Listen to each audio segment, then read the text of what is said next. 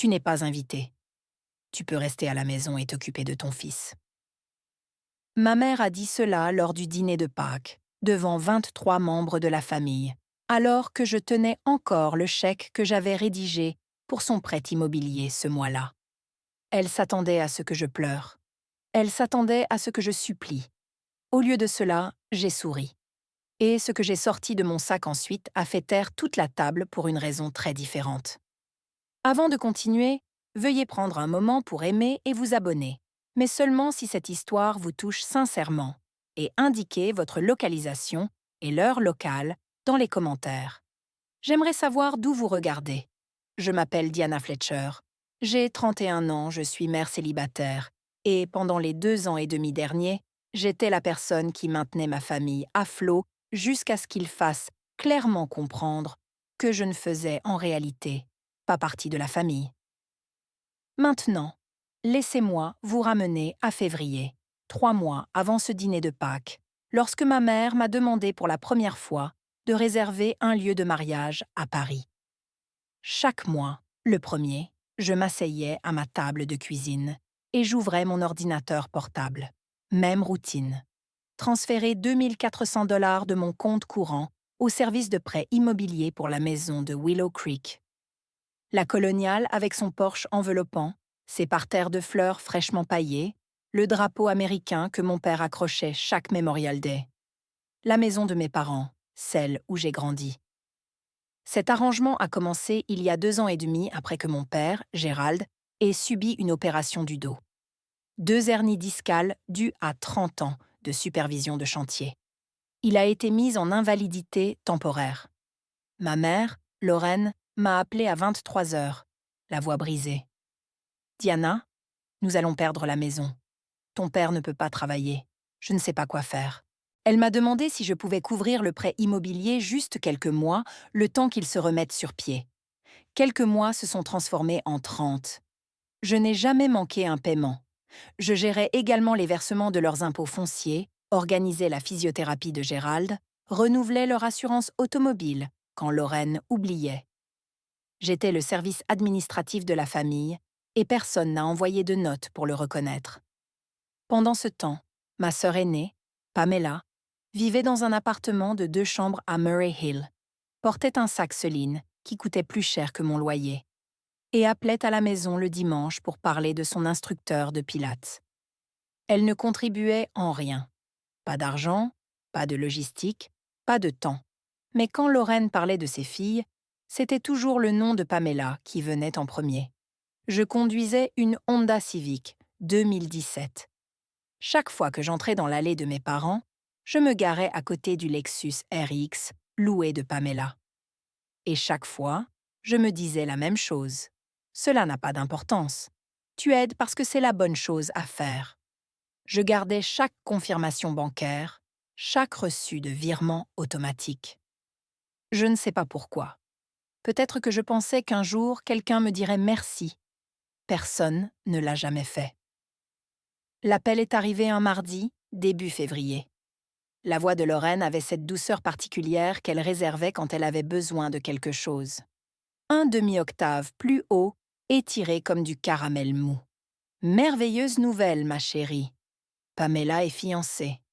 Grant l'a demandé en mariage à Aspen. Tu devrais voir la bague. Ils veulent un mariage en juin à Paris. » J'ai dit « Félicitations. » Je le pensais sincèrement. Pamela fréquentait Grant Whitfield depuis 2 ans. C'était un banquier d'affaires, issu d'une vieille famille fortunée du Connecticut, le genre d'homme pour lequel Lorraine priait depuis que Pam avait 25 ans.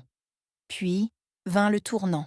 Maintenant, ma chérie, Pam et moi parlions et nous avons besoin de quelqu'un qui s'y connaît en budget et en réservation pour s'occuper du lieu. Tu es si douée avec les chiffres. Je ne saurais même pas par où commencer sur ces sites web européens. Ainsi, je suis devenue l'organisatrice de mariage qui n'était pas invitée au mariage. Je ne connaissais juste pas encore cette deuxième partie. J'ai passé 3 soirées à chercher des lieux à Malmartra. Des cours en pierre, des murs recouverts de lierre, des demeures du 19e siècle qui ressemblaient à des cartes postales. J'en ai trouvé un qui correspondait presque exactement au tableau Pinterest de Pamela. Un hôtel particulier avec une terrasse-jardin et un portail en fer forgé. 18 000 $ pour une réservation de week-end. 50% d'acompte. J'ai versé l'acompte, mon nom sur le contrat, ma carte de crédit enregistrée, parce que Pamela ne voulait pas que le débit apparaisse sur son relevé pendant que Grant consolidait leur compte et Lorraine n'avait pas ce genre de limite. Pamela m'a envoyé par email une liste d'exigences de 3 pages le lendemain. Couleur de linge, préférences florales, restrictions alimentaires pour la famille de Grant. Pas une seule ligne ne disait merci. J'ai fait défiler l'email jusqu'en bas, où était jointe la liste préliminaire des invités. Je l'ai parcourue rapidement. Mon nom n'y figurait pas. J'ai pensé qu'elle avait oublié. J'aurais dû reconnaître le schéma bien avant que Paris n'entre dans la conversation. Les preuves étaient partout si j'avais voulu les voir. Ma remise de diplôme universitaire.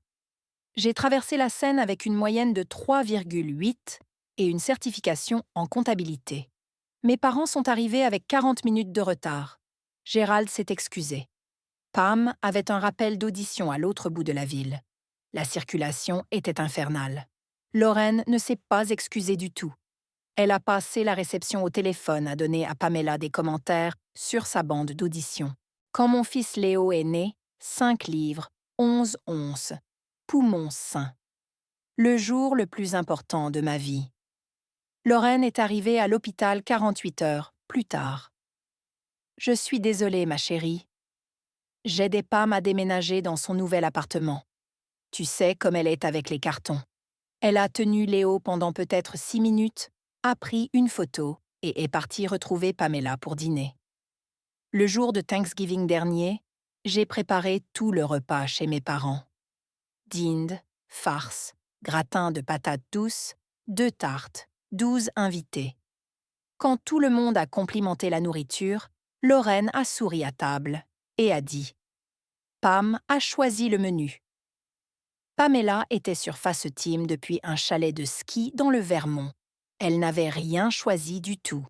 Après ce Thanksgiving, je me suis assise dans ma voiture sur le parking devant mon appartement et j'ai envoyé un message à Caroline Voss, ma meilleure amie depuis l'université.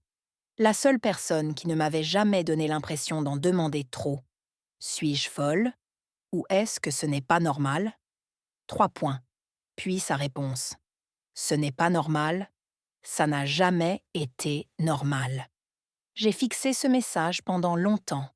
Puis j'ai posé mon téléphone et je suis entrée pour préparer le dîner de Léo parce que c'était ce que je faisais. J'ai avalé la pilule. J'ai avancé et j'ai continué à être présente parce que je croyais que si j'en faisais assez, un jour, elle me regarderait de la même manière qu'elle regardait Pam. Léo m'a posé des questions sur Paris, un mercredi soir. Nous étions assis, à notre petite table de salle, à manger, celle que j'avais assemblée moi-même à partir d'un carton Ikea avec un tutoriel YouTube et une clé à laine usée. Notre appartement était propre, exigu, fonctionnel. Une chambre pour lui, le canapé-lit pour moi, un balcon qui donnait sur le parking. Ce n'était pas grand-chose, mais le loyer était de 1200 $ par mois, et je pouvais à peine me le permettre. Après avoir envoyé 24 400 $ à Willow Creek tous les 30 jours, il mangeait du macaroni au fromage. La marque du supermarché parce que le bio coûtait 3 $ de plus. Il m'a regardé avec ses yeux bruns qui semblaient toujours traiter plus d'informations qu'un enfant de 5 ans ne le devrait. « Maman, est-ce que nous allons à Paris, nous aussi ?» Il avait entendu Lorraine en parler lors d'un appel FaceTime plus tôt dans la semaine. Toute l'excitation, tous les projets, tout était Pamela par-ci et Grant par-là. Léo avait saisi le mot Paris comme les enfants saisissent les emballages de bonbons. « Nous verrons, mon chéri. » Je détestais dire ça. « Nous verrons » était ce que les adultes disaient quand la réponse était non, mais que la vérité était trop lourde à porter. Je ne savais même pas si j'étais invitée. On ne m'avait pas demandé.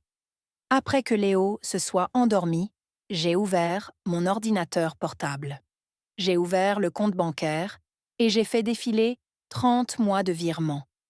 2 400 $ par-ci, 2 400 $ par-là. La taxe foncière. Un plombier que Lorraine avait appelé et que j'avais payé pour la quote-part de Gérald. Elle avait oublié de rembourser. J'ai ouvert une calculatrice. Le chiffre atteignait 72 000 $, rien qu'en remboursement hypothécaire. Ajoutez la compte de la salle.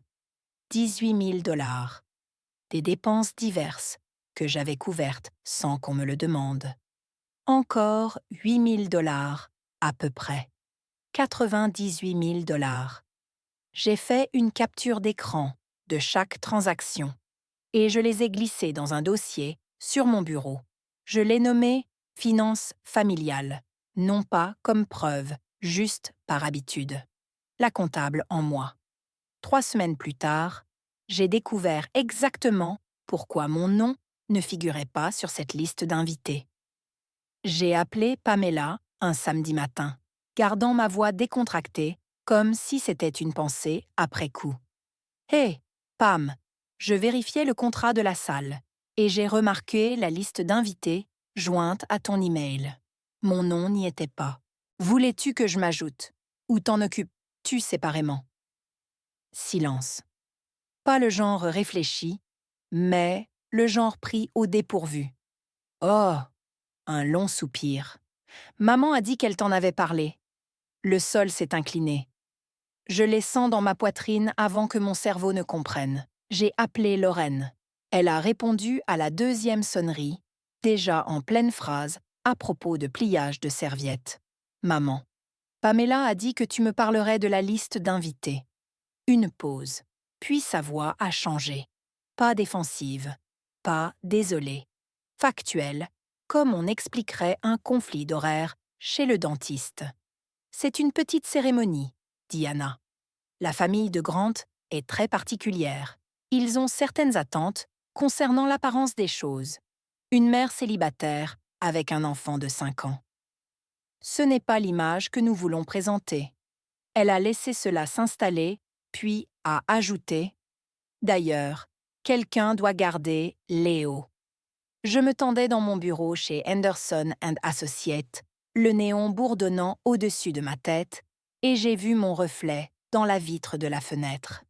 Je ressemblais exactement à ce qu'elle avait décrit. Fatiguée, ordinaire, oubliable, le genre de personne que l'on omettrait d'une liste en supposant que personne ne le remarquerait. Je n'ai pas argumenté. Je ne lui ai pas demandé de reconsidérer. Je n'ai rien dit et j'ai mis fin à l'appel. Ce n'était pas une erreur. L'hésitation de Pamela le prouvait. La livraison répétée de Lorraine le confirmait. Elles en avaient discuté, décidé ensemble que je n'avais pas ma place dans le cadre. Et la seule partie qu'elles n'avaient pas prévue était ce qu'elles allaient me dire. L'écran de mon téléphone s'est éteint. Je l'ai posé face contre terre sur mon bureau et j'ai fixé le mur pendant très longtemps. J'ai découvert l'existence du chat de groupe par ma tante Ruth, la sœur cadette de Lorraine, le genre de femme qui en partage trop sans s'en rendre compte. Elle m'a appelé pour une recette de Pâques et a mentionné au milieu de la phrase « Oh, et j'ai dit à ta mère dans le chat de Paris que j'apporterais un sac de cabine supplémentaire pour les chaussures. Tu sais comment les pavés ruinent les talons ?» Je me suis immobilisée. Le chat de Paris. Le groupe de discussion pour le voyage de mariage. Ta mère l'a créé. Tu n'en fais pas partie. Elle s'est reprise une fraction de seconde trop tard. Le changement maladroit dans sa voix m'a tout dit. Après que nous ayons raccroché, j'ai ruminé cette information comme on palpe une ecchymose, la pressant doucement pour confirmer sa réalité. Ma mère avait créé un groupe de discussion familiale concernant le mariage à Paris. Elle y avait ajouté des tantes, des oncles, des cousins. Elle m'en avait exclu et elle l'avait fait alors que je payais encore la salle dont ils discutaient tous. Ruth m'a envoyé une capture d'écran par MS, plus tard, ce soir-là. Elle avait senti que quelque chose n'allait pas et se sentait coupable.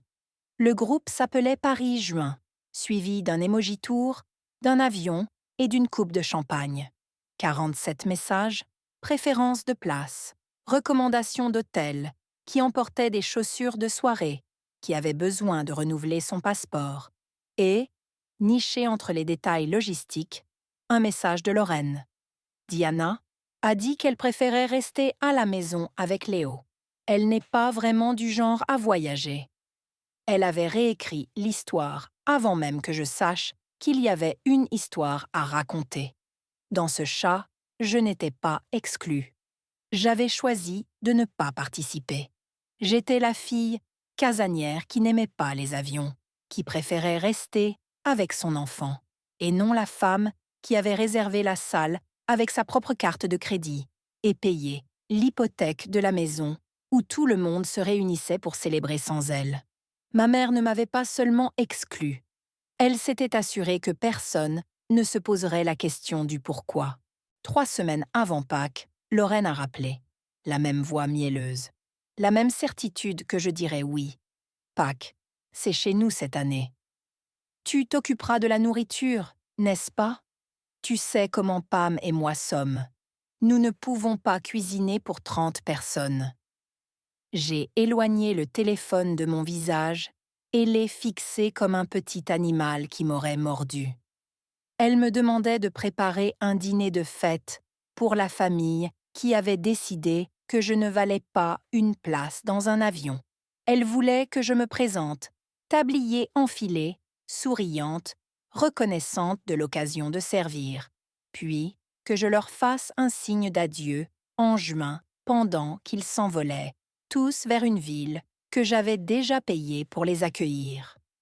« Bien sûr, maman, je serai là », ai-je dit calmement. J'ai même souri en le disant parce que cette fois, je n'acceptais pas par obligation. J'acceptais parce que j'avais commencé à élaborer un plan différent. Cet après-midi-là, je me suis rendue dans un magasin de fournitures de bureau et j'ai acheté une chemise cartonnée. De retour à mon appartement, j'ai imprimé tous les relevés bancaires des 30 derniers mois. Chaque confirmation de virement automatique. Le contrat de la salle avec mon nom en haut et mon numéro de carte de crédit en bas. La chaîne d'emails entre moi et le coordinateur du domaine, Montmartre. Je les ai soigneusement empilés, agrafés et glissés dans la chemise. J'ai passé mon pouce le long du bord. C'était mince, un demi-pouce de papier, mais cela contenait 98 000 $ de vérité que personne à cette table de Pâques ne connaissait. Au supermarché, le lendemain, j'ai remarqué que le montant de la nouvelle nappe Pottery Barn de Lorraine, 68 $, avait été débité de la carte de crédit commune que je remboursais encore chaque mois. Elle décorait la table avec mon argent. J'allais rétablir la vérité. Caroline ne m'a pas laissé y aller en douceur. Elle ne le faisait jamais. Nous nous sommes rencontrés dans un café près de son bureau immobilier, mur de briques apparentes, lattes, hors de prix, le genre d'endroit où les jeunes professionnels parlaient de capitaux propres et de taux d'intérêt. Elle a jeté un coup d'huile à mon visage et a posé son café. « Dis-moi. » Alors je lui ai raconté. L'appel téléphonique avec Lorraine, le groupe de discussion, la liste des invités, la salle que j'avais payée, l'hypothèque que je supportais, tout cela exposé comme je présenterais le grand livre d'un client, ordonné, factuel, d'une clarté dévastatrice. Caroline n'a pas interrompu. Quand j'ai eu fini, elle ne m'a pas serré dans ses bras. Elle n'a pas dit « Je suis désolée ». Elle s'est penchée en avant et a dit la chose que personne d'autre ne m'avait jamais dite. « Diana, tu leur as donné 90 000 $ en 2 ans et demi. Tu vis dans un appartement d'une chambre avec un canapé-lit.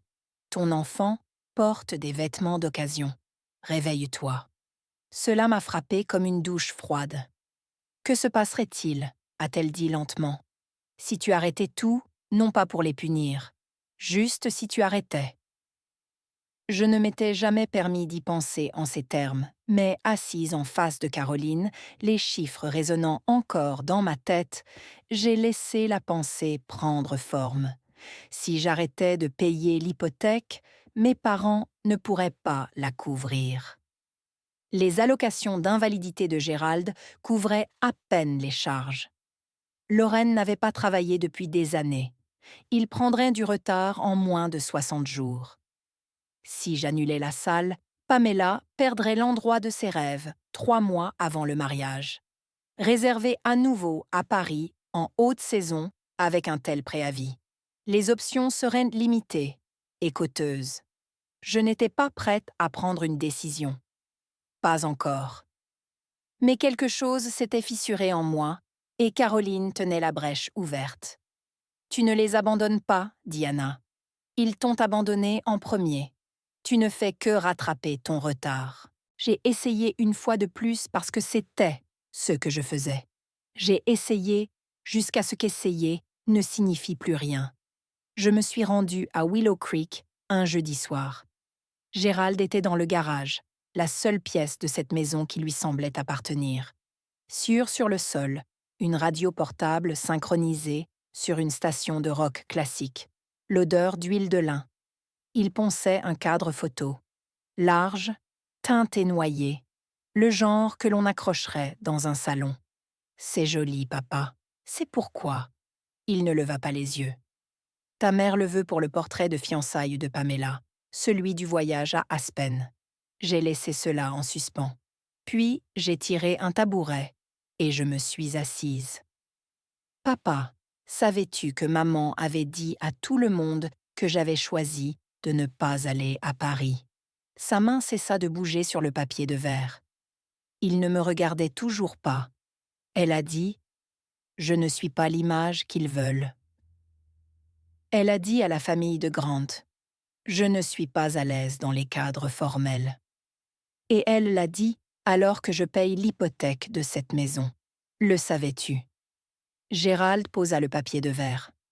Il frotta son pouce contre sa paume, le geste qu'il faisait lorsqu'il était mal à l'aise, et dit « Ta mère, elle a ses raisons. Diana, j'ai réservé la salle. 18 000 $, ma carte de crédit. Ne commence pas une guerre. Laisse tomber. » Il se tourna vers l'établi, vers le cadre, vers Pamela. J'ai regardé autour du garage, sa canne à pêche au mur, une étagère de vieux outils électriques, 3 photos encadrées de Pam à différents âges. Portraits d'école, bal de fin d'année, diplôme. Je les ai comptés 2 fois parce que je pensais avoir manqué quelque chose. Il n'y avait pas une seule photo de moi. Pas une. C'était la dernière fois que je demandais à quelqu'un de ma famille la permission d'exister. Je n'étais pas en train d'espionner. Je veux être claire à ce sujet.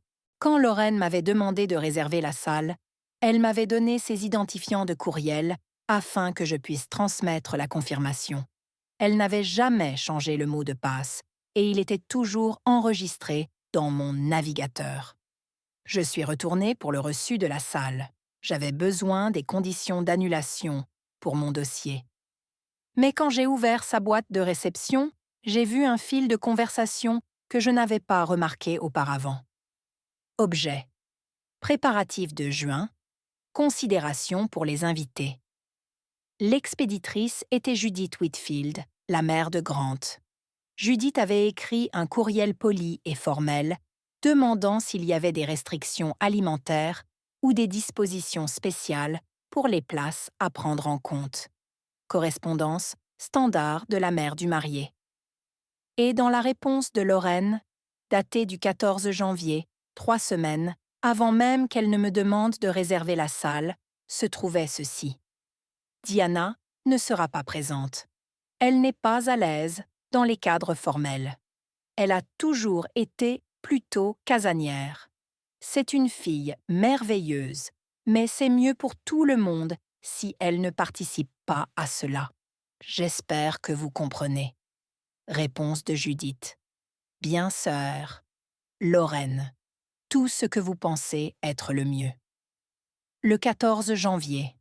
Elle avait dit à la famille de Grant que je ne viendrais pas avant de me demander de verser 18 000 $, avant le chat de groupe, avant la liste des invités, avant l'appel téléphonique, où elle avait agi comme si c'était une décision difficile prise à contre-cœur pour le bien de la cérémonie. Ce n'était pas à contre-cœur, c'était prémédité. Je me suis assise à ma table de cuisine, la luminosité de l'ordinateur portable éclairant mon visage, et j'ai senti quelque chose changer. Pas une fissure cette fois, mais une rupture nette. Le genre qui ne se ressoude pas à ce qu'elle était. J'ai fait une capture d'écran de la chaîne de courriel. Je l'ai imprimée. Je l'ai ajoutée au dossier en carton. Le dossier s'épaississait et je devenais plus silencieuse. Ces deux choses étaient liées. D'accord. Alors, pause. Laissez-moi vous poser une vraie question. En ce moment, j'ai 90 000 $ de reçus, une piste de courriel qui prouve que ma propre mère a menti à mon sujet à des gens qu'elle n'avait jamais rencontrés, et un contrat de salle avec mon nom dessus. Que feriez-vous? A. Confronter maman immédiatement. B. Tout annuler silencieusement et disparaître. Ou C. Attendre le moment public parfait. Laissez votre réponse dans les commentaires, car j'ai choisi l'une de ces trois options. Et ce qui s'est passé ensuite. Je n'arrive toujours pas à croire que je l'ai vraiment fait. Le matin de Pâques. J'ai habillé Léo avec son petit pantalon kaki et une chemise blanche boutonnée que j'avais repassée la veille. Il ressemblait à un gentilhomme miniature, et il le savait. Il ne cessait de lisser son col dans le miroir. J'ai enfilé mon blazer bleu marine, pas le jean et le cardigan habituel que je portais au dîner de famille. Quelque chose de plus élégant, quelque chose qui disait que je n'étais pas là pour servir des gratins cette fois. Cette année, j'ai apporté un seul plat, une simple salade. Lorraine m'avait demandé de cuisiner pour 30 personnes.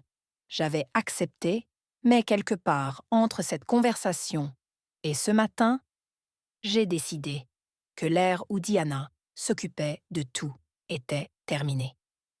Commençant par le menu, le dossier en carton reposait dans mon sac Four to Coach, un sac que j'avais acheté dans un magasin d'usine il y a 6 ans, le cuir usé au coin, la seule chose lointainement jolie que je portais. J'avais vérifié le contenu 3 fois ce matin-là. Relevé bancaire, contrat de salle, capture d'écran de courriel, tout imprimé, organisé, agrafé. Léo me tenait la main sur le parking alors que nous marchions vers la maison. La pelouse était immaculée. Gérald devait l'avoir tondue la veille. Le drapeau était levé. Des voitures longeaient l'allée et débordaient sur le trottoir.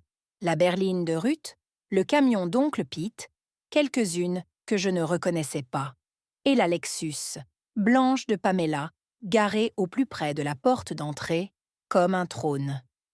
À l'intérieur, j'entendais des rires, le clichement des verres, la voix de Lorraine s'élevant au-dessus de tout, la chef d'orchestre de sa symphonie parfaite. « On va s'amuser, maman ?» demanda Léo en tirant ma main.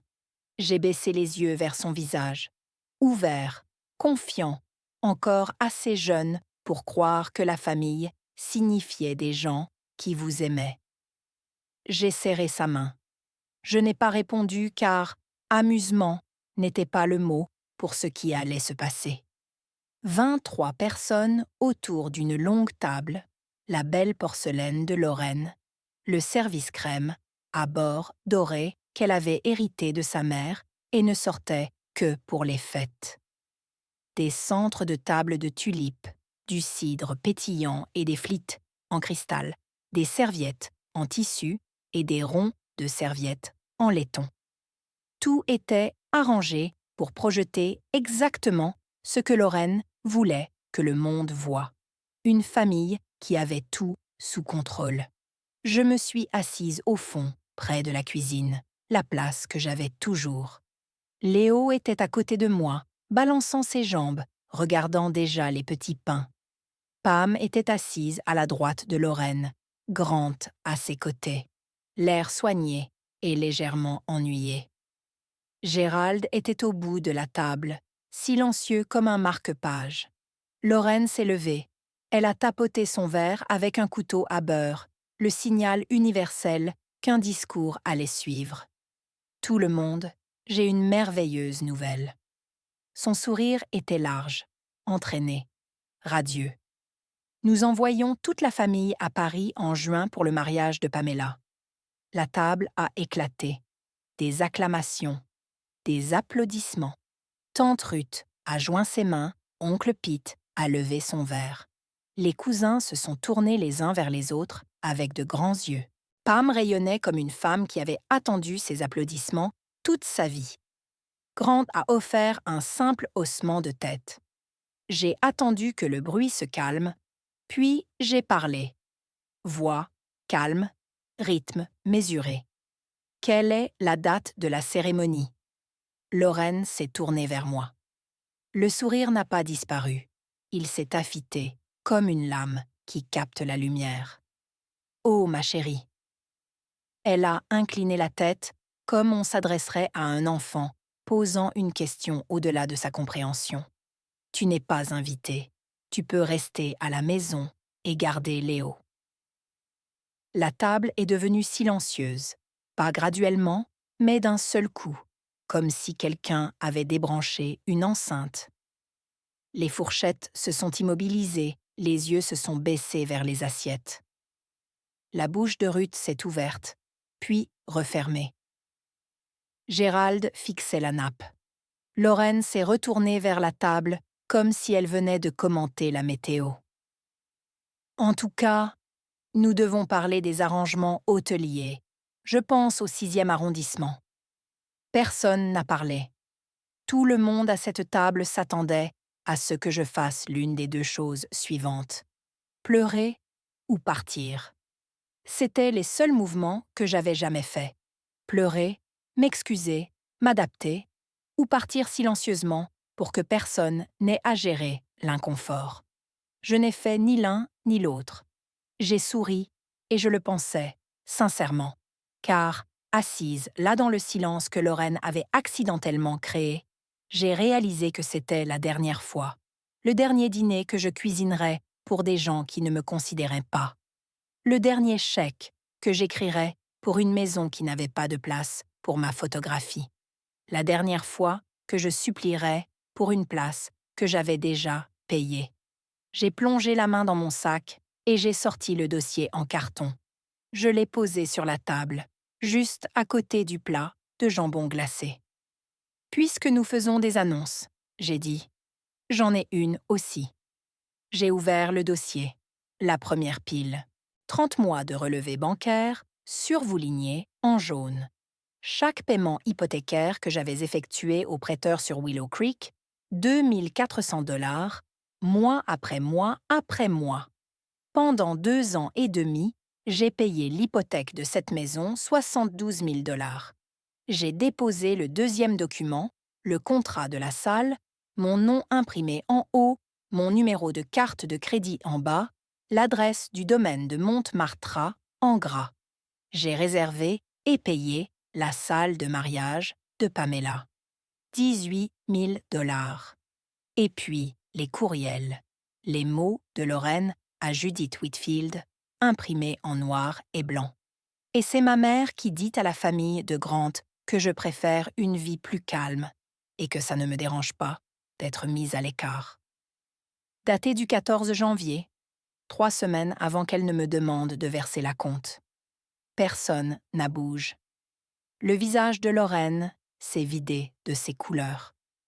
Le genre de pâle qui commence à la mâchoire et monte. J'ai refermé le dossier. Je ne suis pas en colère. J'en ai fini. Le paiement hypothécaire s'arrête aujourd'hui. Et la salle? Elle est à mon nom. J'annulerai la réservation lundi. Lorraine s'est remise la première. Elle le faisait toujours. Son instinct de survie était plus rapide que sa conscience. « Tu es dramatique, dit Anna. C'est le dîner de Pâques. C'est un rassemblement de famille. » La voix de Pamela a interrompu de l'autre côté de la table, aiguë et montante. « Tu ne peux pas annuler ma salle. C'est mon mariage. J'ai gardé ma voix ferme. Le contrat est à mon nom. La carte de crédit est la mienne. Légalement, c'est ma réservation à annuler. Gérald s'est agité sur sa chaise. Diana, ce n'est ni le moment ni l'endroit. Quand était le moment, papa? Je l'ai regardé directement. Quand tu m'as dit de laisser tomber dans le garage, quand je t'ai montré les relevés bancaires et que tu es retourné poncer le cadre photo de Pam. Il n'a pas répondu. Sa mâchoire a travaillé, mais rien n'est sorti. Les murmures ont commencé. Ruth s'est penchée vers son mari. Attends, Diana payait l'hypothèque. Oncle Pete s'est tourné vers Gérald avec un regard que je n'avais jamais vu. Quelque chose entre la confusion et le dégoût. Les cousins ont échangé des regards à travers la table. Le récit que Lorraine avait passé des années à construire. Diana la casanière. Diana l'introvertie. Diana, qui n'aimait vraiment pas voyager, s'effondrait en temps réel. Lorraine essaya de se reprendre. Elle s'était portée volontaire. Personne ne l'avait forcée. J'avais demandé de l'aide et elle s'était proposée. C'est ce que fait la famille. J'avais les messages vocaux où tu pleurais et suppliais. Maman, février 2023. Mars 2023. Je fis une pause. Voulez-vous que je les joue ici même? Lorraine s'asseyit, pas de façon dramatique. Silencieusement, comme si l'air avait quitté son corps, ses mains se posèrent à plat sur la table. Pour la première fois de ma vie, je vis ma mère à court de mots. Je me levai. Je pris la veste de Léo du dos de sa chaise. Je lui pris la main. 23 personnes regardaient. Personne ne m'arrêta. Mes mains ne cessaient de trembler. J'attachai Léo dans son siège auto, vérifiai 2 fois la sangle et fermai la porte aussi doucement que possible. Il me regarda à travers la fenêtre, confus, chercheur. Je m'installai au siège du conducteur et serrai le volant. Le cuir était chaud du soleil. Je fixai la maison à travers le pare-brise, la lumière du Porsche allumée, le drapeau pendant mollement, les silhouettes se déplaçant derrière les rideaux. J'entendais les sons étouffés de voix à l'intérieur, des voix hautes. Mon nom passait probablement autour de cette table comme quelque chose à justifier. Maman, pourquoi grand-mère est-elle en colère? Je le regardais dans le rétroviseur. 5 ans et déjà expert en lecture des ambiances. Grand-mère et moi avons eu un désaccord. Mon chéri, ce n'est pas ta faute. Rien de tout cela n'est ta faute. Il hocha la tête lentement, comme les enfants le font lorsqu'ils acceptent ce que vous avez dit sans y croire entièrement. Mon téléphone vibra. Lorraine. Je fixai l'écran jusqu'à ce qu'il s'éteigne. Puis, il vibra de nouveau. Pamela, tu dois réparer ça tout de suite. Tu n'as aucune idée de ce que tu viens de faire. Je ne répondis pas. Je pensais que lancer la vérité sur cette table serait comme du pouvoir, comme une armure, comme la justice, arrivant enfin avec des papiers et des reçus. Mais assise sur ce parking seule, avec mon fils de 5 ans, et les répercussions de ce que je venais de faire, cela ne ressemblait à rien de tout cela. Cela ressemblait à une chirurgie sans anesthésie, nécessaire, précise et absolument dévastatrice.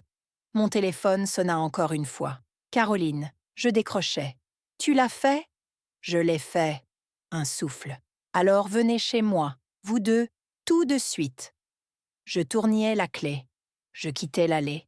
Je ne regardais pas la maison. Les 48 premières heures furent les pires. Je restai dans mon appartement, les stores fermés, Léo coloriant sur le sol du salon, mon téléphone posé face contre terre sur le comptoir, vibrant comme un insecte piégé. J'éteignis la sonnerie, mais je pouvais toujours le sentir, les vibrations se propageant sur le comptoir comme un pouls. Lorraine laissa un message vocal qui dura 4 minutes et 12 secondes. Je l'écoutai une fois. Elle passa par tous les registres que je lui avais jamais entendus. Pleurant, suppliant, négociant, menaçant. Tu es en train de ruiner cette famille, Diana. Si tu annules cette salle, je ne te pardonnerai jamais. Je t'ai tout donné. Tout. Gérald envoya un seul texto, 5 mots. « S'il te plaît, rappelle ta mère. » Les messages de Pamela arrivèrent par vagues. 12 textos en 6 heures. Les premiers étaient blessés. « Comment as-tu pu me faire ça ?» Puis ils changèrent. « Tu es si égoïste. Tu dois toujours tout ramener à toi. » Au dernier, elle avait trouvé l'argument qui comptait le plus pour elle. « Les parents de Grant vont penser que nous sommes une plaisanterie. Tu nous as tous humiliés. » Les cousins et les tantes arrivèrent aussi au compte-gouttes. La plupart d'entre eux avaient le même conseil délivré sur le même ton prudent. « Excuse-toi, dit Anna. Maintiens la paix. Ça ne vaut pas le coup de se battre. » Un cousin ajouta. « Ta mère souffre vraiment. » Je m'asseyis sur le sol de la salle de bain à minuit, le carrelage froid contre mes jambes, Léo endormi dans la pièce d'à côté. L'attraction était énorme. Chaque nerf de mon corps, entraîné pendant 31 ans à décrocher le téléphone, à dire pardon, à absorber le blâme, à restaurer l'ordre. Le muscle du pacificateur était le plus fort que j'avais. Et pendant environ 6 heures, j'ai failli céder. J'ai failli rappeler, j'ai failli dire les mots, j'ai failli les laisser me ramener à la forme qu'ils m'avaient donnée. Mais alors, j'ouvris mon ordinateur portable. L'écran s'illumina et le dossier était là, sur le bureau. Finances familiales. Je l'ouvris. 30 mois de virements automatiques défilaient sur l'écran comme une chronologie de tout ce que j'avais donné et de tout ce que j'avais perdu en le donnant. Janvier, février, mars. Chacun 2 400 $. Chacun confirmé, traité, terminé. La banque ne se souciait pas de mes sentiments. Elle enregistrait juste les faits. J'ouvris une calculatrice. Paiement hypothécaire sur 30 mois, 72 000 $. Acompte de la salle, 18 000 $. Épicerie, réparation domestique, quote-part de Gérald, frais divers, sur la carte de crédit commune que Lorraine traitait comme un compte personnel. Environ 8 000 $ de plus, 98 000 $. J'avais donné 98 000 $ à ma famille en 2 ans et demi. Pendant la même période, j'avais dormi sur un canapé-lit, habillé mon fils avec des vêtements d'occasion, sauté des rendez-vous chez le dentiste parce que la quote-part semblait un luxe, et conduit une voiture avec un témoin, moteur, allumé que je ne pouvais pas me permettre de faire diagnostiquer. Je fermai la calculatrice et ouvris un navigateur. J'ai tapé « Conditions d'annulation, réservation de salle internationale, France ». Le site web de la salle affichait une politique claire. Toute annulation effectuée plus de 60 jours avant la date de l'événement entraînait des frais de 3 000 $, les 15 000 $ restants étant remboursables dans les 30 jours ouvrables. Le mariage était prévu fin juin. Nous étions à la mi-avril. J'avais le temps. J'ai fermé l'ordinateur portable. Le téléphone vibrait toujours sur le comptoir. Je voyais le nombre de notifications augmenter. 27 appels manqués, 41 SMS. Chacun d'eux était une version de la même exigence. Reviens. Tais-toi. Arrange les choses. J'ai appuyé sur le bouton d'alimentation et l'écran est devenu noir. 98 000 $. C'est ce que mon invisibilité avait coûté, et j'avais payé la facture moi-même. Ce fut la dernière nuit où j'ai envisagé de revenir. Margaret Holloway m'a convoquée dans son bureau le lundi matin. C'était le genre de patronne qui gardait des orchidées sur son rebord de fenêtre et ne haussait jamais le ton. Une autorité exprimée par la précision, non par le volume. Sa licence de CPA était accrochée dans un cadre simple derrière son bureau en noyer. Elle m'avait embauchée chez Henderson & Associates il y a 4 ans, et pendant tout ce temps, elle n'avait jamais commenté ma vie personnelle, jusqu'à présent. « Ferme la porte, Diana. » Je me suis assise. Elle a joint ses mains.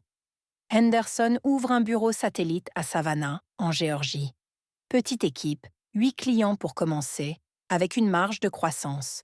Je vous ai recommandé pour le poste de chef comptable. J'ai cligné des yeux. Savannah, le coût de la vie est plus bas. De bonnes écoles. Le salaire s'accompagne d'une augmentation modeste. Pas de quoi changer une vie, mais concrète. Elle a marqué une pause. Et c'est à environ 5 heures d'ici. 5 heures. Assez loin pour être hors de portée d'un voyage de culpabilité de 40 minutes. Assez loin pour que Lorraine ne puisse pas débarquer chez moi avec des larmes et des accusations un mardi après-midi. Je vous ai vu supporter beaucoup de choses, Diana. Je ne connais pas les détails, et je ne les demande pas. Mais vous avez l'air fatiguée d'une manière qui n'a rien à voir avec les heures supplémentaires. Elle a croisé mon regard. Savannah est à 2 heures de l'océan. Léo adorerait ça. Et honnêtement, vous méritez de commencer quelque chose qui vous appartienne. Je suis restée assise, ressentant le poids de ce mot, votre. Je ne me souvenais pas de la dernière fois où quelque chose dans ma vie avait été purement à moi. Ni partagé, ni emprunté, ni donné pour que la vie de quelqu'un d'autre se déroule sans accroc.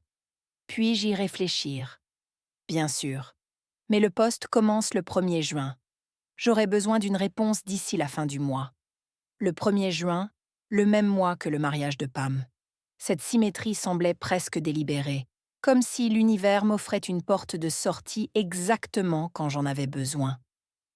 L'appel provenait d'un indicatif régional 828, Asheville, en Caroline du Nord. J'ai failli ne pas décrocher. Diana, c'est ton oncle Russell. Je n'avais pas entendu sa voix depuis plus d'une décennie.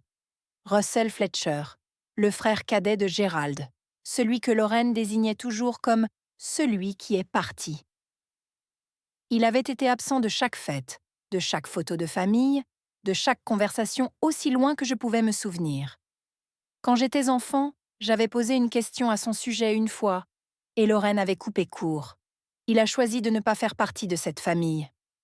Ruth m'a raconté ce qui s'est passé à Pâques, a-t-il dit. Sa voix était calme, posée, avec le léger gravier d'un homme qui travaille de ses mains. Je sais exactement ce que tu traverses, parce que Lorraine m'a fait la même chose. Il m'a raconté sa version. Il y a 15 ans, il avait été exclu de la fête du 50e anniversaire de Gerald. Lorraine avait dit à la famille que Russell ne se souciait pas assez de venir. En réalité, elle ne l'avait jamais invité, parce que Russell avait un jour remis en question la façon dont elle traitait Gerald. Et Lorraine ne tolérait pas la dissidence. « J'ai passé des années à essayer de prouver que j'avais ma place », a dit Russell. « J'ai conduit 3 heures pour chaque fête, apporté des cadeaux, mordu ma langue. Rien de tout cela n'a compté. Plus j'essayais, plus elle me faisait me sentir insignifiant. Qu'est-ce qui a changé? J'ai arrêté d'essayer. J'ai déménagé à Asheville, j'ai ouvert un atelier de menuiserie, j'ai construit une vie qui ne dépendait pas de son approbation. Il a marqué une pause. Le plus difficile n'est pas de partir, Diana. C'est d'accepter qu'il n'allait jamais changer. Il a également offert quelque chose de pratique. Il avait des contacts à Savannah de Furniture Comice, un agent immobilier qui pourrait m'aider à trouver un logement dans mon budget. J'avais passé 31 ans à penser que j'étais la seule à voir le schéma. Il s'est avéré que quelqu'un d'autre l'avait vu aussi et avait survécu. J'ai passé l'appel un mardi à midi. Ma pause déjeuner, le bureau silencieux, la porte fermée. La coordinatrice de la salle a répondu depuis Paris. Son accent était net et professionnel. Je lui ai donné le numéro de réservation, épelé mon nom, confirmé la carte de crédit enregistrée. Madame Fletcher, en tant que titulaire du contrat enregistré, vous avez pleine autorité pour annuler cette réservation.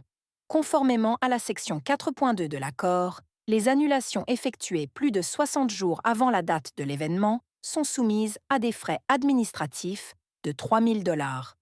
Le solde restant de 15 000 $ sera remboursé sur votre mode de paiement original dans les 30 jours ouvrables. Je comprends. Veuillez procéder à l'annulation. Confirmé. Vous recevrez un email avec le numéro de référence de l'annulation dans l'heure. Cela a pris 3 minutes. 2 ans et demi à être utilisé, et il a fallu 3 minutes pour défaire la plus grande partie de tout cela. Le courriel de confirmation est arrivé à 12h47. Je l'ai lu 2 fois, l'ai enregistré et en ai imprimé une copie. Ensuite, j'ai rédigé un courriel formel. Je l'ai adressé à Lorraine et Pamela. Objet: annulation de la réservation à Paris. La réservation de la salle au domaine de Montmarché a été annulée, conformément à mon autorité, en tant que titulaire du contrat enregistré. La confirmation d'annulation est jointe. Je souhaite à Pamela et Grant un merveilleux mariage. J'ai mis Margaret Holloway en copie, non pas comme une menace, mais comme un témoin, une preuve professionnelle que cela avait été géré proprement, formellement et sans malice. J'ai appuyé sur Envoyer. 20 minutes plus tard, mon téléphone s'est allumé. Pamela.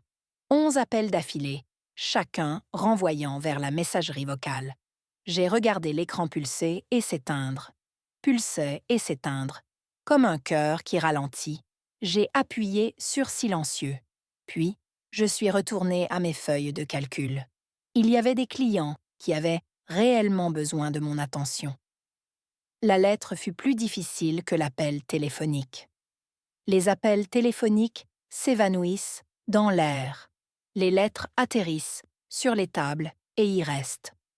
Je l'ai écrite à la main, sur du papier blanc uni. Pas d'en-tête de l'entreprise. Ce n'était pas professionnel, c'était personnel. C'était la dernière chose que je leur écrirais en tant que personne qui portait leur fardeau. Je l'ai gardée courte. Chère maman et cher papa, cette lettre est pour vous informer que je ne ferai plus les paiements hypothécaires de la propriété de Willow Creek à compter du 1er mai. 6 juin, vous trouverez des copies des 30 virements bancaires mensuels que j'ai effectués en votre nom, totalisant 72 000 $. Ce n'est pas une punition, c'est une correction. Je ne peux plus financer un foyer qui ne m'inclut pas. Je vous souhaite le meilleur, Diana. Je l'ai lu 4 fois, n'ai rien changé, l'ai scellé. Je l'ai envoyé par courrier recommandé avec accusé de réception, le numéro de suivi étant enregistré. Le reçu est allé dans mon dossier. J'avais appris à présent qu'avec cette famille, chaque limite nécessitait une trace écrite. Ce même après-midi, je me suis connectée à mon compte bancaire et j'ai annulé le virement automatique. Le système m'a demandé de confirmer. J'ai confirmé. Le prochain paiement prévu, le 1er mai, de 2 400 $, a été retiré de la file d'attente. J'ai refait les calculs une fois de plus. Mes parents auraient environ 60 jours avant que le prêteur hypothécaire n'envoie un avis de retard. C'était suffisamment de temps pour qu'ils refinancent, restructurent ou trouvent comment le couvrir eux-mêmes. Je ne voulais pas qu'ils perdent la maison. Je voulais juste qu'ils comprennent qui l'entretenait. Ce soir-là, Léo et moi avons dîné à la table de la cuisine. Des pâtes au beurre, un verre de lait pour lui, un verre de vin pour moi. Nous avons parlé de sa journée à l'école, de quelque chose à propos d'un camion de pompiers et d'un livre sur les baleines. Ce fut le repas le plus paisible que j'ai eu depuis des années. Caroline est arrivée avec une pizza, une bouteille de vin rouge et 3 rouleaux de ruban adhésif d'emballage. « C'est vraiment en train d'arriver, » dit-elle, debout dans l'embrasure de mon appartement, fixant les cartons empilés contre le mur.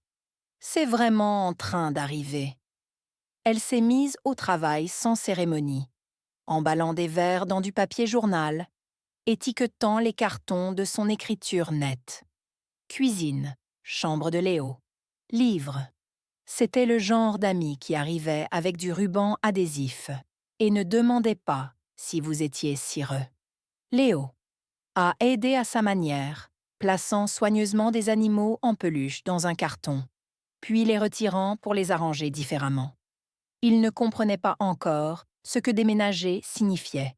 Il savait juste que nous mettions des choses dans des cartons et que maman semblait plus légère que d'habitude. L'appartement était petit et cela n'a pas pris longtemps. 4 ans dans un 2 pièces. La table Ikea, le canapé-lit, le balcon donnant sur le parking.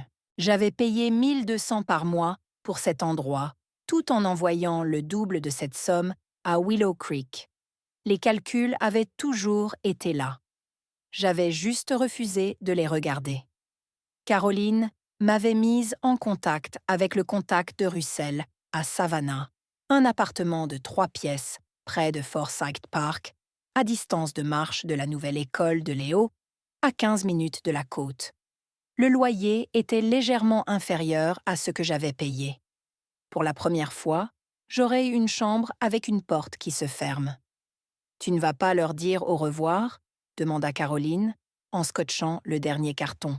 « Non. » Elle hocha la tête. Pas d'argument. Elle comprit que les adieux nécessitent 2 personnes qui se soucient l'une de l'autre, et j'avais déjà prouvé de quel côté de cette équation je me trouvais. Nous sommes partis en voiture un mardi matin. Léo s'est endormi avant que nous n'atteignions l'autoroute. J'ai regardé les panneaux de sortie défiler à travers le pare-brise, un par un. Et pour la première fois en 31 ans, personne n'a appelé pour me demander de faire quoi que ce soit. Vite fait, j'aimerais avoir votre avis. Si vous aviez été à ma place, les auriez-vous prévenus avant tout? Ou auriez-vous fait exactement ce que j'ai fait, gérer cela discrètement, par écrit? Et vous en seriez-vous allé? A. Leur donner une chance. B.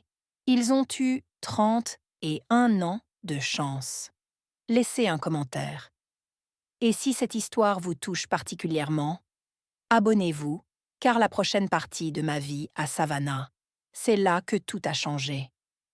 Savannah nous a accueillis comme un bain chaud accueille des os fatigués.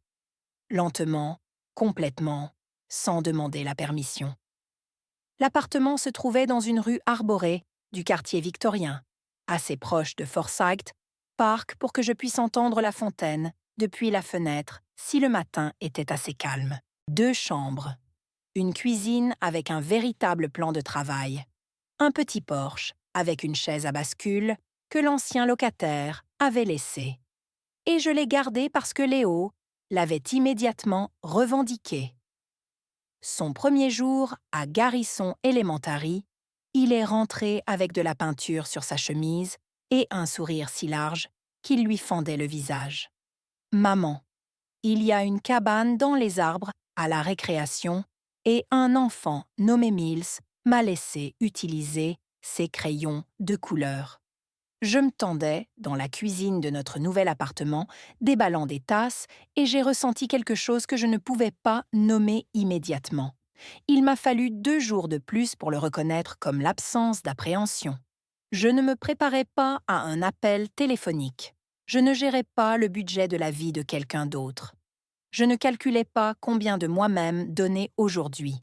Le travail à la succursale Henderson de Savannah a rapidement pris son rythme. Nathan, le directeur local du bureau, était franc et professionnel. Il attribuait du travail, disait merci quand c'était fait et ne s'attendait pas à ce que je gère ses émotions. La nouveauté de cela m'a presque fait rire. Le samedi, Léo et moi sommes allés à pied à un café près du parc, des ventilateurs de plafond tournant lentement, l'odeur de biscuits, une femme jouant de la guitare sur la terrasse. Léo a commandé une limonade et a dit son nom à la serveuse sans timidité. Je me suis assise en face de lui, avec un café et un livre de la bibliothèque, et j'ai réalisé que c'était le premier samedi depuis des années où je n'avais rien que je devais faire pour quelqu'un d'autre. Le silence avait l'habitude de signifier que quelqu'un allait avoir besoin de moi. À Savannah, le silence ne voulait dire que le silence. Caroline me tenait informée, non pas pour alimenter quelque chose, mais parce qu'elle pensait que je méritais de connaître les conséquences de mon propre courage. L'annulation du lieu a frappé en premier. Pamela avait essayé de réserver à nouveau le domaine de Montmartre sous son propre nom, mais le calendrier estival était complet. Elle a passé 2 semaines à appeler tous les lieux du centre de Paris. Tout ce qui était disponible était soit le double du budget, soit la moitié de l'ambition. Lorraine, selon Ruth, avait passé un week-end entier à appeler de vieux amis, cherchant des relations en Europe, comme si son cercle social s'étendait à travers l'Atlantique. Ils ont trouvé un remplacement, un plus petit restaurant avec une salle à manger privée près de la Seine. Pas de terrasse-jardin, pas de portail en fer forgé, pas de cour intérieure. Pamela aurait pleuré en voyant les photos. Le prêt immobilier a frappé plus durement. Gérald a reçu ma lettre recommandée et a appelé Lorraine dans la cuisine pour la lire ensemble. Selon Ruth, qui l'avait entendue, de l'oncle Pet, qui l'avait entendu de Gérald, au téléphone, c'était la première fois que Lorraine apprenait le montant mensuel exact. 2 400 $. Elle n'avait jamais demandé, elle n'avait jamais regardé. Elle avait simplement supposé que Diana continuerait à payer, comme on suppose que la compagnie d'électricité maintient les lumières allumées. Ils ont manqué le paiement de mai. Le prêteur a envoyé un avis. Gérald a appelé leur banque au sujet d'une restructuration et on lui a dit que leur ratio revenu sur dette nécessitait soit un co-emprunteur, soit un apport plus important pour refinancer. La Lexus a été mise en vente avant la fin du mois. Gérald, à court d'options, a fait quelque chose qu'il n'avait pas fait depuis 10 ans. Il a appelé Russell, lui demandant d'emprunter de l'argent. Russell a dit « Non, je t'aime, Gérald ». Lui a dit Russell « Mais je ne vais pas financer le style de vie de Lorraine, pas plus que Diana n'aurait dû le faire ». Lorraine a essayé de me joindre par tous les moyens auxquels elle pouvait penser. Mon ancien numéro était bloqué. Elle a envoyé des courriels, de longs courriels. Je ne les ai pas ouverts. Elles sont apparues un jeudi, 3 semaines après mon déménagement. J'étais à mon bureau, examinant le rapport trimestriel d'un client, quand Nathan est apparu dans l'encadrement de ma porte, avec une expression que je n'avais jamais vue auparavant, à moitié inquiet, à moitié désolé. « Diana, il y a 2 femmes dans le hall qui vous demandent. Elles disent qu'elles sont de la famille. » Mon estomac s'est serré. Je suis sortie lentement. À travers la cloison vitrée, je pouvais les voir. Lorraine dans son blazer Talbets et ses boucles d'oreilles en perles. La posture rigide. Son sac à main serré comme une arme. Pam, à côté d'elle, avec des lunettes de soleil surdimensionnées, qu'elle n'avait pas enlevées à l'intérieur, les bras croisés, la mâchoire serrée. Elles avaient l'air déplacées, 2 femmes venues d'un monde de centres de table en tulipes et de serviettes monogrammées, se tenant dans un hall de bureau de Savannah avec une moquette industrielle et des lumières fluorescentes. Gérald devait avoir obtenu mon adresse de Russell sous un prétexte quelconque. C'était le seul lien. La voix de Lorraine portait, avant que j'atteigne la porte. « Diana, tu dois venir dehors tout de suite. Nous allons régler cela. » La réceptionniste m'a regardé de biais. 2 collègues à l'imprimante ont levé les yeux. Nathan s'est avancé, calme et sans précipitation. « Puis-je vous aider, mesdames? C'est un lieu de travail. » Pam lui a lancé un regard. « C'est une affaire de famille, et c'est un lieu de travail, » a dit Nathan sans élever la voix. J'ai posé ma main sur la porte. « C'est bon, Nathan. Je m'en occupe. » 5 minutes. Il a hoché la tête, mais n'a pas quitté le hall. Il s'est appuyé contre le comptoir de la réception, les bras croisés, présent, visible, incontestablement protecteur. Il m'est apparu que cet homme, que je connaissais depuis 3 semaines, montrait plus de respect pour mes limites que ma propre mère n'en avait montré en 31 ans. J'ai poussé la porte vitrée et je suis sortie sur le parking. Ma mère se tendait là, sous le soleil de l'après-midi, s'attendant à la même Diana qui cédait toujours. Elle était sur le point de rencontrer quelqu'un d'autre. Le parking était chaud et silencieux. Une ligne de chêne vert projetait de longues ombres sur l'asphalte. Lorraine se tendait droite, comme si la posture à elle seule pouvait rétablir l'autorité. « Tu dois reprendre la réservation de ce lieu. Le mariage de Pamela est dans 6 semaines. » Le lieu est annulé, maman. La compte est en cours de remboursement sur mon compte. C'est absurde. Tu gâches le mariage de ta sœur pour un seul commentaire au dîner. Pam s'est avancée. Alors, quoi? Tu vas juste gâcher mon mariage parce que maman a dit une chose? Je l'ai regardée. Une chose? Maman a dit à la famille de Grant que je n'étais pas à l'aise dans les cadres formels. Elle m'a exclue du chat de groupe et a dit à tout le monde que j'avais choisi de ne pas y aller. Elle a réécrit chaque histoire expliquant mon absence. J'ai soutenu son regard et elle a fait tout cela pendant que j'écrivais des chèques. La voix de Lorraine s'est durcie. Je suis ta mère et tu es ma fille. Ma voix n'a pas tremblé, mais tu as clairement indiqué à cette table que je ne fais pas partie de cette famille. Je ne discute plus avec toi à ce sujet. J'accepte simplement ce que tu m'as dit. Le parking était silencieux. Une voiture est passée dans la rue derrière nous. Quelque part à proximité, un oiseau a lancé un appel et n'a obtenu aucune réponse. La lèvre de Pam a tremblé. Les yeux de Lorraine étaient humides, mais sa mâchoire était serrée. Aucune d'elles n'a prononcé le mot qui aurait pu changer quelque chose. Désolée. Il planait dans l'air entre nous, comme une porte que personne n'a atteinte. J'espère que Pam aura un magnifique mariage, ai-je dit. Je le pense sincèrement, mais je ne le financerai pas, et je ne ferai pas semblant que tout va bien. Je me suis retournée. Je suis rentrée par la porte vitrée. Elle s'est refermée derrière moi avec un léger clic, le genre de son à peine audible, mais absolument définitif. Vous pouvez avoir une famille sans moi, mais vous ne pouvez pas avoir mon argent, mon temps et mon silence, tout en faisant semblant que je n'existe pas. Ce fut la dernière phrase que j'ai dite à ma mère en face. L'onde s'est propagée lentement, comme la vérité le fait toujours, non pas en une seule vague, mais en 1000 petites corrections. Caroline m'a appelée une semaine après la confrontation sur le parking. Elle avait déjeuné avec Ruth, qui avait pris un café avec deux cousins qui avaient parlé à oncle Pete. Le téléphone arabe familial, pour une fois, véhiculait la bonne histoire. Le lieu du mariage avait été officiellement déclassé.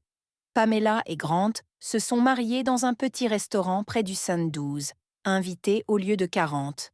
Un menu préfixe au lieu d'un domaine privé. Pas de cour, pas de portail, en fer, forgé.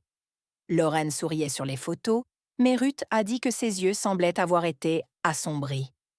La restructuration du prêt hypothécaire a été effectuée, mais avec des mensualités plus élevées. Gérald et Lorraine ont vendu la Lexus pour combler le déficit. Gérald a pris un travail de consultant à temps partiel, de légers travaux de dessin, rien que son dos ne pouvait supporter. Il s'en sortait, mais le coussin de sécurité avait disparu. La maison sur Willow Creek était toujours la leur. Mais pour la première fois de leur vie, ils comprenaient ce que cela coûtait. La famille élargie avait des questions. Ruth disait la même chose à tous ceux qui demandaient. Diana payait pour tout. Personne ne le savait. Certains cousins m'ont contacté directement. Des messages courts, prudents et sincères. Je n'avais aucune idée. Je suis désolée. J'ai remercié chacun d'eux. Je n'ai pas donné plus de détails. Le seul appel que je n'attendais pas est venu de Grant Whitfield. Il avait obtenu mon numéro de Ruth. Diana, je veux que tu saches que je ne savais rien de tout cela avant Pâques. Ce que ta famille a fait était mal. Je l'ai dit à Pam. Je l'ai dit à sa mère. Tu méritais mieux. Je l'ai remercié. Je le pensais sincèrement. Mais je n'ai pas engagé la conversation au-delà de cela. Grant était désormais le mari de Pam. C'était leur vie à gérer. Les faits avaient enfin rattrapé la fiction, et personne ne pouvait réécrire cette version. L'enveloppe est arrivée en haute, blanche et anonyme, sans adresse d'expéditeur, mais j'ai reconnu l'écriture. Mon père avait toujours écrit avec des lettres serrées et soigneuses, l'écriture d'un homme qui mesurait les choses pour vivre. Je l'ai ouverte à la table de la cuisine pendant que Léo mangeait des céréales dans la pièce d'à côté. Le son des dessins animés du samedi matin flottait à travers l'encadrement de la porte. La lettre faisait une page, sans préambule. Diana, j'ai réfléchi à ce que je devais dire pendant 3 mois, et je n'ai toujours pas les bons mots. Je sais que ce n'est pas suffisant. J'aurais de parler bien plus tôt. À Pâques, dans le garage, à chaque dîner où ta mère disait quelque chose qui te rabaissait et où je ne disais rien. Je me suis dit que je préservais la paix. Ce n'était pas le cas. Je préservais mon propre confort. J'aurais de dire quelque chose. J'aurais de dire beaucoup de choses. Je n'écris pas pour te demander de revenir ou de payer quelque chose. J'écris parce que tu es ma fille et que tu méritais un père qui se soit levé. Je ne l'ai pas fait. C'est ma faute. Léo te ressemble quand tu étais petite. Les mêmes yeux, la même expression, sérieuse quand il réfléchit. Il me manque. Tu me manques. Mais je comprends si tu as besoin de temps. Je comprends si tu en as besoin de beaucoup, papa. Je l'ai lu 2 fois. La deuxième fois, ma vue s'est brouillée et les mots sont devenus flous sur les bords. Ce n'étaient pas des excuses, pas des excuses complètes. Il n'a pas mentionné Lorraine. Il n'a pas expliqué pourquoi 30 ans de silence lui avaient semblé acceptables. Il n'a pas promis de changer. Mais c'était la première chose honnête qu'il ait jamais écrite. Et pour un homme qui avait passé toute sa vie à éviter les conversations difficiles, une page était probablement tout ce qu'il avait. J'ai plié la lettre et l'ai rangée dans mon tiroir de chevet. Je ne l'ai pas jetée. Je ne l'ai pas encadrée. Je l'ai juste laissée exister. Comme une porte laissée légèrement ouverte que je n'étais pas prête à franchir. La lettre de Lorraine est arrivée par l'intermédiaire de Caroline, livrée en main propre parce que toutes les lignes directes vers moi avaient été coupées. Caroline a appelé avant de l'ouvrir. « C'est de ta mère. Tu veux que je la lise d'abord ? Vas-y. » J'ai entendu l'enveloppe se déchirer, une pause, puis la voix de Caroline, plate d'incrédulité. Elle commence par « Je veux juste retrouver ma famille. Je pense à toi tous les jours. Mettons ça derrière nous et repartons à zéro. » Des choses habituelles, de la culpabilité, de la nostalgie. Une phrase sur la façon dont Pâques avait été sortie de son contexte. Mais ensuite, une autre pause. Diana. Elle a joint une facture. Elle quoi? Une facture du lieu de remplacement à Paris. Le nouveau coûtait 7 000 $ de plus que le domaine de Montmartre. Elle a écrit une note en bas. C'est la différence que ta décision a causée. Veuillez payer Pam via Venmo dès que possible. Je me suis assise sur ma véranda à Savannah, dans mon fauteuil à bascule, la lumière du soir filtrant à travers les chênes, et j'ai ri. Pas amèrement, mais sincèrement, le genre de rire qui vient quand quelque chose est si parfaitement cohérent avec tout ce que l'on sait déjà que la surprise est impossible. Bien sûr qu'elle l'a fait. Caroline a ri aussi. Plus court, plus sec. Je jure que cette femme pourrait te facturer ses propres funérailles. Je n'ai pas répondu à la lettre. Il n'y avait plus rien à dire à quelqu'un qui pouvait joindre une note de réconciliation à une demande de paiement et n'y voir aucune contradiction. Ce n'était pas un pont. C'était un péage déguisé en rameau d'olivier. Ce soir-là, Russell a appelé. Nous nous parlions toutes les semaines environ, de courtes conversations, chaleureuses, principalement sur le travail du bois et les dessins d'école de Léo. « Laisse-moi deviner, dit-il. Elle a envoyé une lettre de culpabilité avec une facture jointe. Comment savais-tu? Elle m'en a envoyé une en 2011. La mienne était pour un acompte de traiteur à la fête d'anniversaire de Gérald, la fête à laquelle elle ne m'avait pas invitée. Certains schémas, il s'avère, ne se répètent pas seulement, ils se transmettent. En octobre, Savannah avait commencé à me sembler moins un endroit où j'avais déménagé et plus un endroit où j'appartenais. Les samedis matins étaient devenus les nôtres, ceux de Léo et moi. Nous allions au marché fermier près de Forsyth Park Le genre de marché du Sud qui sent les pêches et les cacahuètes grillées et la légère douceur du pop-corn au caramel de quelqu'un. Un duo de bluegrass jouait sous une tente blanche. De vieux couples dansaient. Des enfants couraient entre les étals avec des mains collantes et d'énormes sourires. Léo avait sa routine. Des cacahuètes bouillies d'abord, puis l'étal des biscuits pour chien fait maison. Même si nous n'avions pas de chien, il aimait juste la façon dont la femme derrière la table le laissait choisir ceux qu'il voulait goûter. Elle l'appelait « jeune homme », et il repartait en se sentant 2 pouces plus grand à chaque fois. Je le suivais avec mon café, le regardant naviguer dans la foule, avec la confiance tranquille d'un enfant qui se sentait en sécurité. Il s'était fait 2 bons amis à l'école, Miles et une fille nommée Juniper, qui partageait son obsession pour les baleines. Sa maîtresse disait qu'il était gentil, concentré et parfois trop sérieux pour un enfant de 5 ans. J'ai reconnu cette dernière partie. Au travail, Nathan m'a offert un petit portefeuille de clients à gérer de manière indépendante. 6 comptes, rien de dramatique, mais c'était la première fois que quelqu'un me faisait confiance pour quelque chose basé sur ce que je pouvais faire, et non sur ce que j'étais prête à sacrifier. J'ai appelé Caroline ce soir-là depuis la véranda. Je crois que je suis vraiment heureuse. Est-ce permis? C'est obligatoire, dit-elle, et c'est en retard. Mon appartement était simple, les dessins de Léo au mur, une étagère que j'avais achetée dans un magasin d'occasion, une plante d'intérieur sur le rebord de la fenêtre qui prospérait malgré mon incapacité à me souvenir des fréquences d'arrosage. Personne ne m'a demandé de faire quoi que ce soit ce matin-là. Et d'une certaine manière, c'était tout. Pamela s'est mariée le dernier samedi de juin. Je l'ai appris comme on apprend la météo dans une ville où l'on ne vit plus, passivement, sans urgence. Ruth m'a envoyé une photo par SMS. Elle n'a pas ajouté de commentaire, juste l'image. Pamela dans une robe blanche, les cheveux relevés, un bouquet de pivoine. Grant dans un costume anthracite, ressemblant à un homme plutôt sûr de ce qu'il faisait.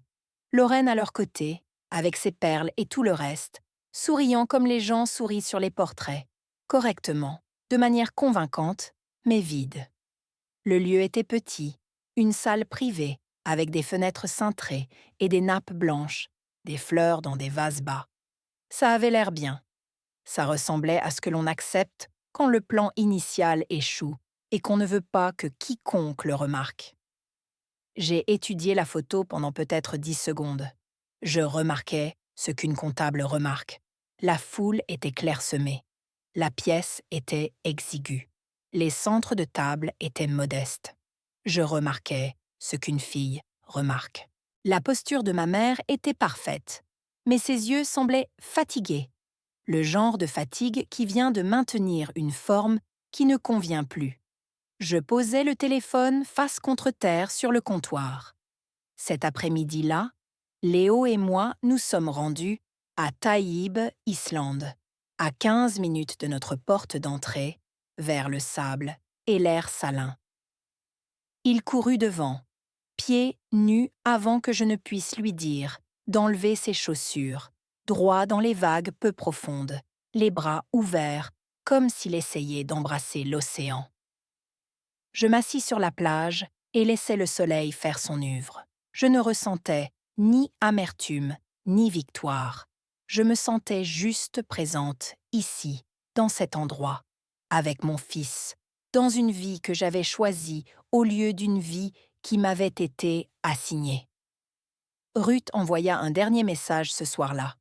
3 personnes ont demandé où tu étais. Ta mère a dit que tu étais malade. Plus personne ne la croyait. Elle était à Paris. J'étais à la plage. Et pour une fois, je savais laquelle de nous deux était au bon endroit. Au moment où les feuilles tournèrent à Savannah, un processus plus lent et plus doux que dans le Nord. 6 mois s'étaient écoulés depuis Pâques, et le paysage de ma vie était méconnaissable, de la meilleure des manières. Les Fletcher, sur Willow Creek, avaient réduit la taille de leur logement. La maison coloniale s'était vendue en septembre, pas à perte, mais pas non plus au prix que Lorraine avait imaginé. Ils avaient emménagé dans une maison de ville à 2 chambres dans un quartier plus calme. Le conseil à temps partiel de Gérald couvrait les dépenses essentielles. Lorraine, selon Ruth, avait pris un emploi dans un magasin de fleurs, son premier salaire en plus de 20 ans. Pam et Grant étaient mariés, mais les fissures apparaissaient. Grant avait tracé une ligne rouge après Pâques. Il avait dit directement à Lorraine que ce qui m'était arrivé était inacceptable et cette limite avait créé des frictions. Ruth a dit que les appels du dimanche entre Pam et Lorraine étaient passés d'hebdomadaire à bi-hebdomadaire, puis à chaque fois que Pam en avait envie. La dynamique qui les avait soutenus, l'enfant prodige et sa mère de saine dévouée, était mise à rude épreuve sous le poids d'un gendre qui ne se prêtait pas au jeu. Lorraine ne m'avait pas contactée pour des excuses sincères. J'avais cessé d'en attendre. J'ai été promue au bureau Henderson Savannah en novembre. Comptable principal, un titre que j'avais gagné en étant présente, en faisant le travail et en ne m'excusant pas d'exister. Léo avait commencé la maternelle et lisait au-dessus de son niveau scolaire. Son enseignante a utilisé le mot « épanouir ». Je n'avais jamais eu ce mot associé à quoi que ce soit dans ma famille auparavant. J'ai commencé une thérapie, non pas parce que j'étais brisée, mais parce que je voulais comprendre les schémas suffisamment bien pour m'assurer que Léo ne les hériterait jamais. En décembre, j'ai écrit une lettre à Gérald, courte, honnête et ouverte. Quand tu seras prêt pour une conversation honnête, une vraie, je serai là. Je le pensais. Je comprenais aussi que cela pourrait ne jamais arriver. Et j'avais fait la paix avec ça. Avant, je mesurais ma valeur à ce que je donnais. Maintenant, je la mesure à ce que je ressens en me réveillant. Je veux te dire quelque chose et je veux que tu l'entendes comme je le pense. Je ne suis pas partie pour les punir. Je suis partie parce que j'ai réalisé que rester, c'était me punir moi-même. Chaque mois, j'écrivais ce chèque. Chaque fête, je préparais ce repas. Chaque fois que j'avalais le picotement d'être ignorée, j'enseignais à ma famille que je n'avais pas d'importance. Et pire encore, j'enseignais la même chose à Léo. Ma mère voulait un portrait de famille sans moi. Alors je le lui ai laissé. Et je suis allée construire mon propre cadre. Ce n'est pas une vie parfaite. J'ai encore des matins où la vieille culpabilité s'insinue. Ou je me demande si j'aurais dû essayer plus fort, rester plus longtemps, trouver un moyen de plus pour qu'il me voie. La thérapie aide ces matins-là, tout comme le visage de Léo quand il me raconte sa journée. Le dossier Manille est dans mon placard maintenant. Je ne le regarde plus. Je n'en ai pas besoin. Le papier a fait son travail. Il a dit la vérité quand ma voix ne le pouvait pas. Mais la vraie preuve de qui je suis ne se trouve pas dans les relevés bancaires ou les contrats de lieu. Elle est dans la façon dont mon fils rit sans vérifier si quelqu'un approuve. Elle est dans l'appartement tranquille, avec le fauteuil à bascule sur le porche. Elle est dans un samedi, au marché fermier, où personne n'a besoin que je sois autre chose que présente. Si vous êtes la Diana de votre famille, celle qui paie, qui planifie, qui se présente, qui tient tout ensemble et ne reçoit rien en retour. Écoutez-moi, vous avez le droit d'arrêter, vous avez le droit de partir, et vous avez le droit d'aller bien après. Ce n'est pas de l'égoïsme, c'est de la survie. Maman, on peut aller à la plage? Léo se tenait dans l'embrasure de la porte, ses chaussures déjà à la main, souriant. Oui, mon cœur. Allons-y. C'est mon histoire, et je veux savoir quelle partie vous a le plus touché. À l'annonce du dîner de Pâques, B le moment où j'ai montré les relevés bancaires, ou c'est la lettre avec la facture jointe. Laissez votre réponse ci-dessous. Et si vous connaissez quelqu'un qui a besoin d'entendre cela, quelqu'un qui donne et donne sans jamais recevoir. Partagez cette vidéo avec lui. Il y a une playlist complète d'histoires, comme celle-ci, dans la description. Je vous retrouve dans la prochaine. Protégez votre paix. Merci d'avoir écouté mon histoire. Si elle vous a touché, laissez un like, écrivez en commentaire ce qui vous a le plus touché et abonnez-vous à la chaîne. Il y aura encore beaucoup d'autres histoires. Ce n'est pas la fin de mon histoire, ce n'est que le début de quelque chose de meilleur.